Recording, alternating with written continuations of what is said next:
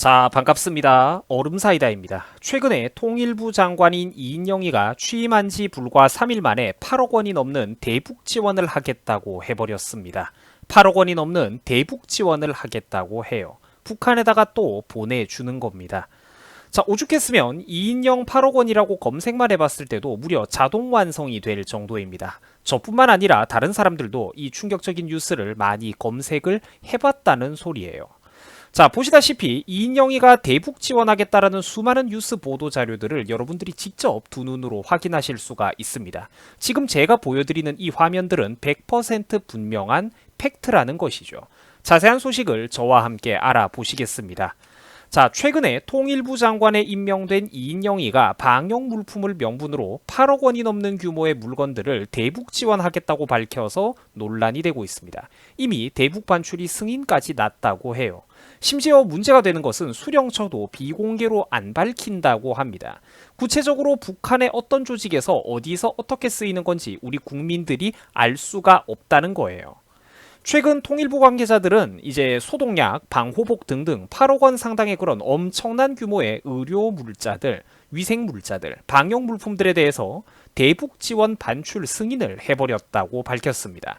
이미 계획 승인이 나버렸고 반출이 나가고 있나 봐요. 그러니까 이제 계획이 완벽하게 입안이 다 됐다는 것이죠. 통과가 됐다는 겁니다.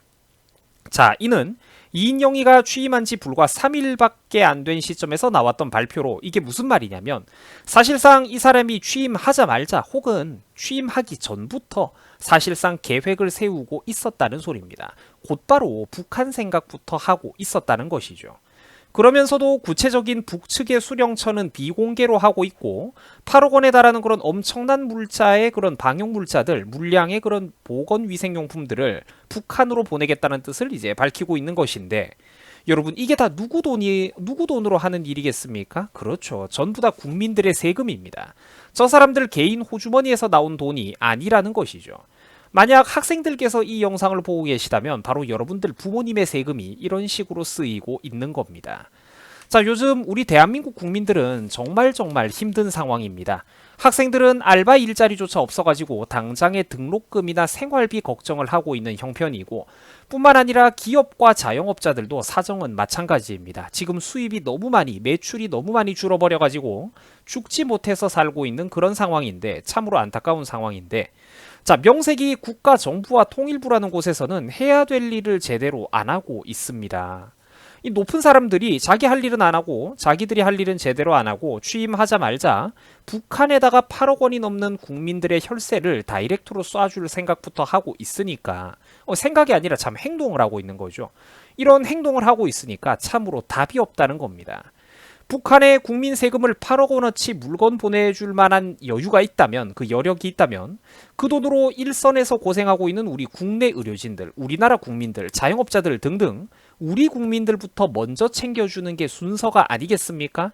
차라리 돈을 불로 태웠으면 태워버렸지 왜 북한을 돕는단 말입니까? 맨날 우리나라 군인들, 동생들 다치게 하는 그런 나라를 왜 돕는다는 것이죠? 자국민들이 이렇듯 막대한 고통을 겪고 있는 와중에도 저런 짓거리들을 저 사람들이 하는 이유는 저 양반들에게 대한민국 국민보다 북한이라는 나라가 더 소중한 나라이기 때문입니다. 이게 바로 증거예요. 그리고 원래는 북측에다가 대북 지원을 한다고 하더라도 그 수령처, 구체적으로 어느 부서에 어디 조직으로 보내는 것인지 이 수령처를 밝히는 게 과거부터 있었던 전례입니다. 적어도 구체적으로 북한의 어떤 조직에서 그 물자들을 받아가지고 어떻게 사용하는지 정도는 국민들에게 형식적으로라도 밝혀왔다는 것이죠. 뭐 예를 들면 병원에서 쓰인다든지 뭐 어려운 아동들을 위해서 쓰인다든지 뭐 이제 일반 북한 인민들한테 쓰인다면야 그나마 최소한의 명분이라도 있을 테지만 북한의 보위부나 인민부 같은 데서 쓰인다고 해버리면 이거는 사건의 무게감이 전혀 달라지지 않겠습니까?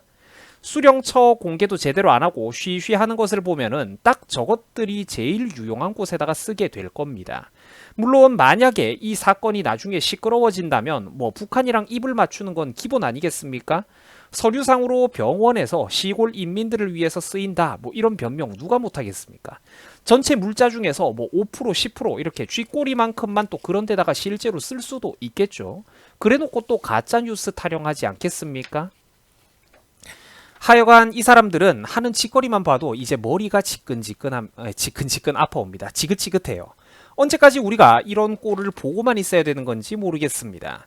오죽했으면 네티즌들도 머리에 뿔이 난 상황이에요. 그거 네 돈으로 줘라. 왜 그걸 국민 세금으로 주냐? 네 아들 유학비, 그 이제 이인영을 말하는 거죠. 네 아들의 유학비 맥주 팔고 받았던 돈으로 사주면 되는 것 아니냐? 북한이 또 지령이라도 내렸냐? 혹은 또 이런 얘기도 있습니다. 취임한 지 3일 만에 8억씩 쏴준다고 하다니 이런 거는 좀 해도 너무하지 않냐? 이거는 좀 아니지 않냐? 등등. 이제 화가 나 있는 그런 국민들, 네티즌들의 민심을 우리가 잘 알아볼 수가 있습니다. 이게 저 8억 원 상당의 물자가 결국은 그렇죠. 그 뿌리를 살펴보면은 국민들의 세금이라는 거예요. 높은 벼슬아치들이 그 높은 자리를 누리는 이유는 그만큼 국익을 위해서, 국민들의 이익을 위해서 앞장서서 열심히 일을 하고 거시적인 방향성을 제대로 잡으라고 그 고귀한 자리를 누리는 것이지, 니들 마음대로 적국에다가 갖다 퍼주라고 앉혀주는 자리가 아니라는 것입니다. 자, 8억 정도는 뭐 이제 사실상 이 정권의 인간들한테 이제 기본 아니겠습니까? 3일 만에 첫 출발 8억을 시원하게 다이렉트로 꽂아주면 다음번에는 이게 얼마나 크게 눈덩이처럼 불어나게 될지 벌써부터 기대가 들지 않습니까? 수령처를 공개 안 하고 불투명하게 집행한다는 것은 누가 봐도 문제가 있는 겁니다.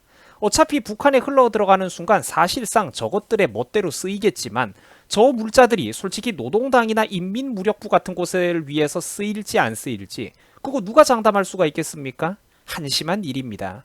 최전방에서 고생하고 있는 우리 군인들, 동생들, 후배들 힘내라고 하다못해 정부가 고기나 간식을 우리 동생들에게 이렇게 8억 원치씩 돌린다면 차라리 그건 유익하기라도 한 일이죠.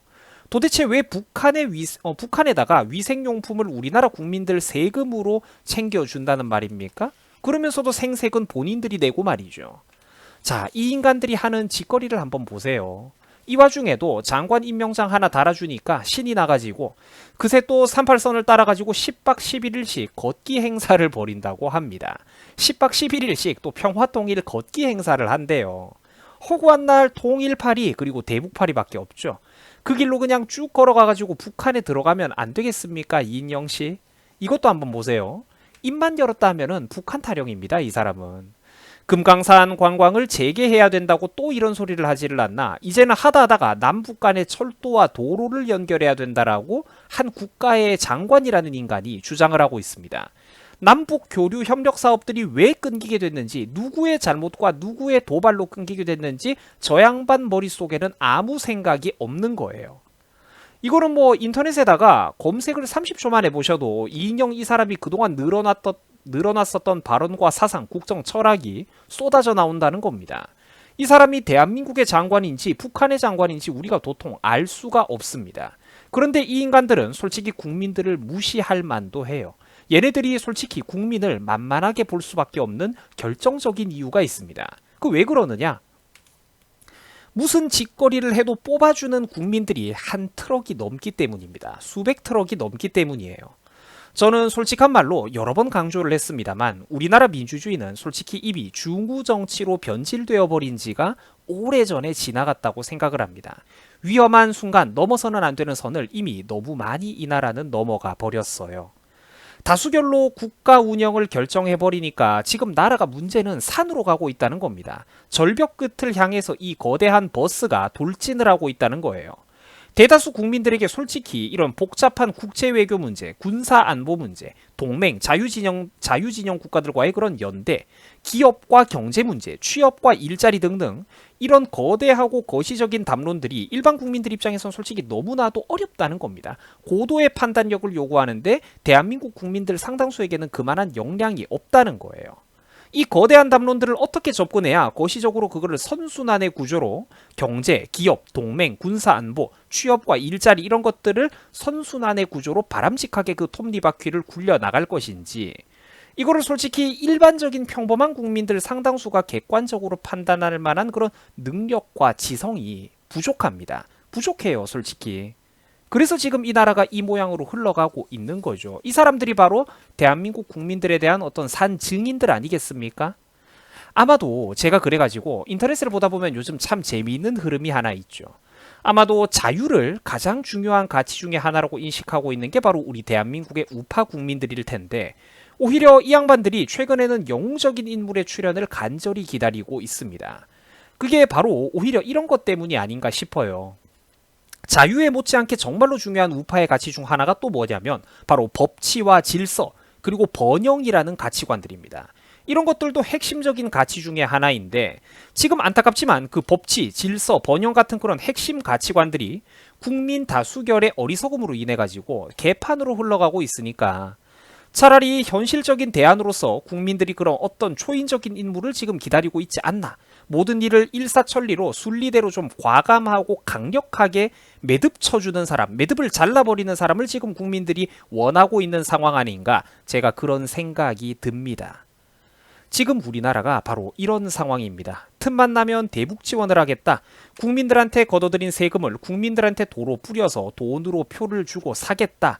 이런 수준밖에 안 되는 사람들이 지금 전부 다 대한민국에서 나 대통령이요, 나 장관이요, 거들먹거리고 있는 이 나라의 현실이 지금 바로 우리나라의 가슴 아픈 현실이라는 얘기입니다.